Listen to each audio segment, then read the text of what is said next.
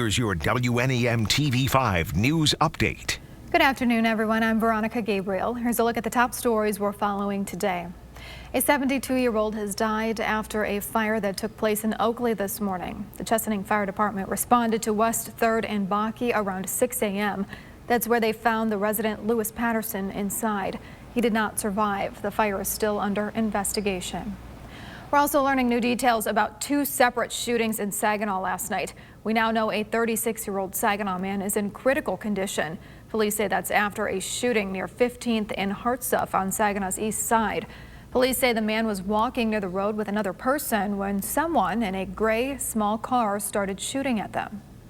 Now, the FDA has asked members of its Vaccine Advisory Committee to set aside December 17th and 18th for meetings. A source says those meetings are to talk about Moderna's vaccine. Another meeting is already in the books for December 10th. That one will focus on Pfizer's vaccine. Now, both Moderna and Pfizer claim their vaccines are 95% effective.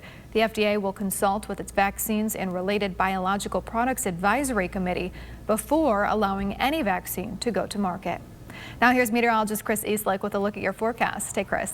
Veronica, looks like we'll see a chance for some winter weather later this afternoon and this evening, and some of that winter weather will fall in places that really didn't see a whole lot with our last round going back into the weekend. Snow right now slow to develop across our region, but is moving in through parts of West Michigan and will eventually make its way into our region this afternoon. And because of that, we do have winter weather advisories in place around US 127 in Isabella and Clare counties, as well as Roscommon, Ogama, and Gladwin counties included in that as well. Now, other areas outside of the advisory zone will see some snow, but it does look like the worst of those conditions will be in that advisory area. So take it easy out on the roads this afternoon. Won't be a huge snowstorm, but enough to cause some problems if you're not careful. Hour by hour through the next couple of hours shows snow will be the primary player at first. Eventually some warmer air moves in later tonight and gradually transitions everything over to rain. And once it does so, our temperatures will start to warm up even more, and that should allow roads tomorrow morning to be primarily wet. There could be a few slick spots here and there, but we do expect to head in the right direction by that point.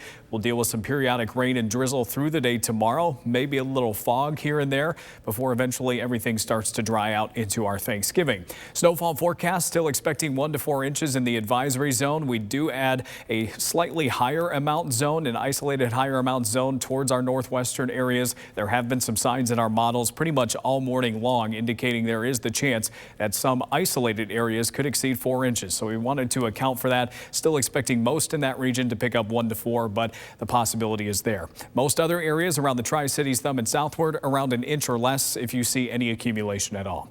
High temperatures today, mid to upper 30s, so a cool one. We're back into the 40s tomorrow, near 50 on Thursday for Thanksgiving, and then mid to upper 40s over the weekend with some sunshine Saturday and Sunday.